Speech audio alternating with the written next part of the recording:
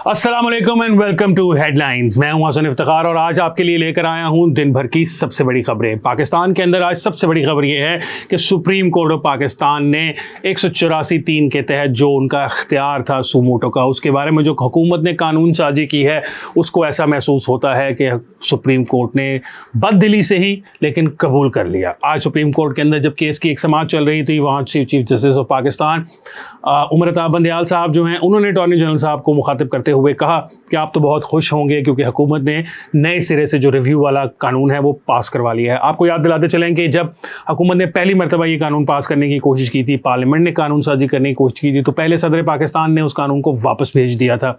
फिर पार्लियामेंट के अंदर दोबारा से उसके ऊपर कानून साजी एक दफ़ा फिर की गई, सदर को एक और कानून भेजा गया और इस बार सदर ने जो कानून को साइन किया वो जुम्मे से नाफिजुल अमल हो चुका है। इस कानून के तहत जिन अफराद को 184(3) के तहत टेकअप किए गए केसेस के अंदर सुप्रीम कोर्ट में सज़ा सुनाई गई, उनके पास अपील का इख्तियार आ जाएगा। आपको बताते चलेंगे इससे पहले 184(3) के तहत जो सुप्रीम कोर्ट केसेस टेकअप करती थी उसके अंदर उस तरह का अपील का इख्तियार नहीं था जिस तरह आम केसेस में होता है। आम हालात में जब केसेस शुरू होते हैं तो वो लोअर कोर्ट से शुरू होते हैं, वहाँ पर फैसला होता है, उसके बाद वो जो फिर केस है वो हाई कोर्ट तक चला जाता है। अगर लोअर कोर्ट के फैसले के खिलाफ अपील की जा सकती है हाई कोर्ट में, फिर हाई कोर्ट के अंदर फैसला होता है और फिर उस हाई कोर्ट के फैसले के खिलाफ सुप्रीम कोर्ट में अपील की जा सकती है। 3 सिस्टम होते हैं, 3 जगह पर आपके पास अपील का इख्तियार होता है या हक होता है। 184(3) के तहत जो कानून साजी के तहत की गई है उसके अंदर अब 184(3) के तहत भी इख्तियार दे दिया गया है। इससे पहले 184(3) के तहत जब सुप्रीम कोर्ट किसी केस को टेकअप करती थी या सुमोटो किसी पर लेती थी तो उसके अंदर जो लोग थे उनके पास सिर्फ रिव्यू का एक इख्तियार था और वो रिव्यू बिल्कुल एक छोटी सी चीज़ होती है। जहां अपील का इख्तियार है वहां पर अपील के अंदर इंसान ये सोचता है कि ज़्यादातर लोग जो होंगे वो उसकी बात सुनेंगे, लेकिन ऐसा नहीं होता था। आज जो है सुप्रीम कोर्ट ने इस बात को तस्लीम कर लिया। मंगल के दिन तक जो है समाअत को मुलतवी कर दिया गया है। कल जब समाअत दोबारा शुरू होगी तो चीफ जस्टिस साहब जो है उस केस को दोबारा सुनेंगे। इसके साथ साथ सुप्रीम कोर्ट के अंदर जो केस चल रहा है वो पंजाब के अंदर होने वाले इलेक्शन जो थे उसके जो सुप्रीम कोर्ट ने डेट दी थी, इलेक्शन कमीशन ने एक डेट दी थी, उसको सुप्रीम कोर्ट ने दोबारा नलिफाई कर दिया था। तो उसके ऊपर जो है election commission of Pakistan review petition में सुप्रीम कोर्ट में गया हुआ है, लेकिन ताहाल जो है उसका कोई फैसला नहीं हो पाया। उस केस की समाअत जो है वो 2 जून तक मुलतवी कर दी गई है।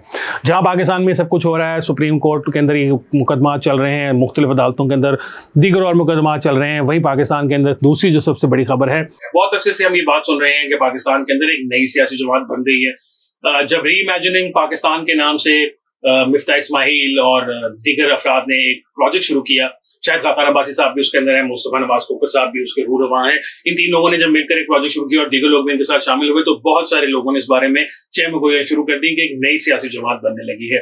तब तो ऑब्वियसली इन लोगों ने डिनाई किया। शायद खाकान अब्बासी साहब ने तो बड़ा क्लियरली कहा और मल्टीपल टाइम्स कहा कि मैं मुस्लिम लीग नून के अंदर ही हूँ, मुझे पार्टी के अंदर कोई ओहदा नहीं चाहिए, लेकिन मैं पाकिस्तान के अंदर जब तक सियासत करूंगा किसी प्लेटफॉर्म से करूंगा, जब सियासत छोड़ दूंगा तो घर चला जाऊंगा, किसी और सियासी जमात को ज्वाइन नहीं करूंगा। मुस्तफा नवाज खोखर साहब जो है वो पाकिस्तान पीपल्स पार्टी छोड़ चुके हैं और मिफ्ता इस्माइल साहब जो है वो भी मुस्लिम लीग नून का उस तरह से पार्ट नहीं है। दीगर अफराद जो इस रीइमेजिनिंग पाकिस्तान में शामिल थे वो भी ऐसे हैं जो कि अपनी सियासी जमातों के अंदर शायद अब उनको वो वैल्यू नहीं मिलती है, अपनी सियासी जमातों में शायद उनको अपना वो फ्यूचर नजर नहीं आता जो वो शायद अपने जहन में रखते हैं। रीइमेजिनिंग पाकिस्तान की बात चलती रही, लोग सियासी जमात बनकर देखते रहे, लेकिन शायद वो रीइमेजिनिंग पाकिस्तान तक ही बात खत्म हो जाती है अगर 9 मई ना हो जाता। 9 मई को जो कुछ पाकिस्तान में हुआ, पाकिस्तान तहरीक इंसाफ के लीडर्स की तरफ से जिस तरह आवाम को उकसा कर हुकूमत के खिलाफ जो सारा कुछ उन्होंने करना था उससे डाइवर्ट करके अफवाज पाकिस्तान की तरफ उन्होंने सारे अपने अटैक को का मुंह मोड़ लिया, फौजी तनसीबात पर हमले हुए, ये सब जो हुआ इसके बाद पाकिस्तान तहरीक इंसाफ से जो लोगों की निकलने का सिलसिला शुरू हुआ है, आखिरकार उनको भी कहीं पर एडजस्ट किया जाना है। अगर आपके ख्याल में फवाद चौधरी साहब जो हैं वो सिर्फ सियासत छोड़कर घर बैठने वाले हैं तो बिल्कुल आपके ख्याल गलत है, ऐसा नहीं होने वाला। इसी तरह दीगर जो सियासी रहनुमा हैं, अली जैदी हैं और मुख्तलिफ हैं, अगर आपके ख्याल में वो भी सियासत छोड़कर घर बैठने वाले हैं तो आप इस प्यार में बिल्कुल गलत है। ये तमाम लोग जो हैं इनके लिए एक नई सियासी जमात बनाई जाएगी, इनको वहां पर एडजस्ट किया जाएगा। रीइमेजिनिंग पाकिस्तान के बहुत सारे लोग जो हैं वो उसके अंदर शामिल होंगे। मुस्लिम लीग नून की सेंट्रल लीडरशिप के बहुत सारे सीनियर लोग जो हैं वो भी पाकिस्तान मुस्लिम लीग नून छोड़ जाएंगे। इनमें कई लोग ऐसे भी हैं जो 20 से 22 साल से पाकिस्तान मुस्लिम लीग नून के साथ हैं और शायद लोगों के लिए बहुत बड़ा धचका होगा जब वो अपनी पार्टी को छोड़ेंगे। मेरे पास नामों की लिस्ट मौजूद है उन लोगों की, मुस्लिम लीग नून के सीनियर लीडर्स की जो पार्टी छोड़ रहे हैं। लेकिन मैं आपके साथ शेयर इसलिए नहीं कर रहा क्योंकि जब मैंने 2-3 से पूछा तो उन्होंने डिनाई कर दिया। इसी तरह पाकिस्तान के अंदर जो तीसरी हिस्सा है वो है जहांगीर तरीन साहब का। आज ही लाहौर के अंदर जहांगीर तरीन साहब ने एक बहुत बड़ी इकट्ठ किया था, वहां पर बहुत सारे लोग इकट्ठे हुए। जहांगीर तरीन साहब ने पाकिस्तान तहरीक इंसाफ को न सिर्फ अपनी जिंदगी के बेहतरीन साल दिए, उन्होंने प्रेस कॉन्फ्रेंस में भी ये बात कही कि मैंने अपनी जिंदगी के बेहतरीन साल सियासी जमात को दे दिए और उसके बदले में उनके साथ जो कुछ हुआ हम सब जानते हैं।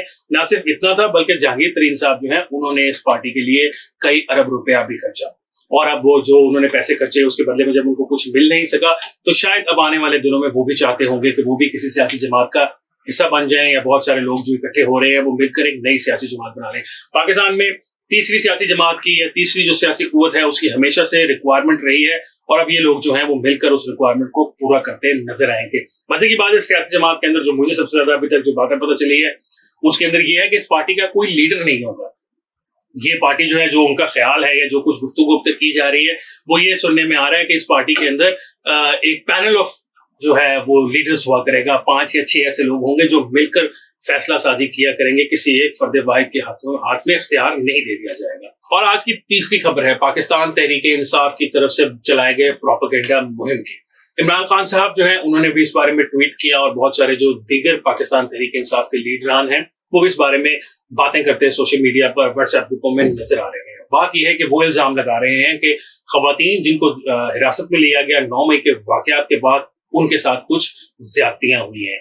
उनमें बहुत ज्यादा सीरियस एलिगेशंस हैं इमरान खान साहब जो लगा रहे हैं, उनके सियासी जमात के जो लोग लगा रहे हैं, उनमें रेप तक के इल्जाम हैं कि शायद उनसे हिरासत के दौरान इस किस्म की कुछ सलूक किया गया। बदसलूकी तो खैर एक छोटी चीज होती है, ये बहुत बड़ी बात है कि उनके ऊपर उनके साथ रेप किया गया या रेप करने की कोशिश की गई। तो हम ये चाहते हैं कि इस बात के ऊपर भरपूर किस्म की इंक्वायरी होनी चाहिए। हुकूमत को इस मामले को बहुत ज्यादा सीरियस लेना चाहिए। अगर तो ये सिर्फ इल्जामात की बात है तब भी सामने आनी चाहिए, और अगर इसमें कुछ हकीकत है तो भी सामने आनी चाहिए। जो जुडिशियल आपकी जो कस्टडी होती है उसके अंदर किसी भी शख्स के ऊपर किसी किस्म का भी फिजिकल टॉर्चर या उसके ऊपर किसी किस्म का भी जो फिजिकल अब्यूज है वो बर्दाश्त किसी सूरत नहीं किया जा सकता। हुकूमत के ऊपर अब इस बात की जिम्मेदारी है कि वो इमरान खान साहब ने जो गुफ्तगू की है, जो इमरान खान साहब के दीगर साथियों ने गुफ्तगू की है, उसको देखें, चेक करें, और अगर उसके अंदर कोई सच्चाई है तो जो लोग इसके जिम्मेदार हैं उनको सजा दी जाए। और अगर ये बात झूठ है और दुरुस्त नहीं है और इमरान खान साहब की जिस तरह आम हालात में मुबालगा आ रहा है से वो काम लेते हैं, इसमें भी वो काम ले रहे हैं, तो इसमें इमरान खान साहब के ऊपर भी कार्रवाई होनी चाहिए झूठे इल्जाम लगाने के ऊपर। आज के लिए इतना ही है। इंशाल्लाह आपसे मुलाकात होगी कल एक और प्रोग्राम के साथ। मुझे असर इफ्तिखार को दीजिए इजाजत। अल्लाह हाफिज।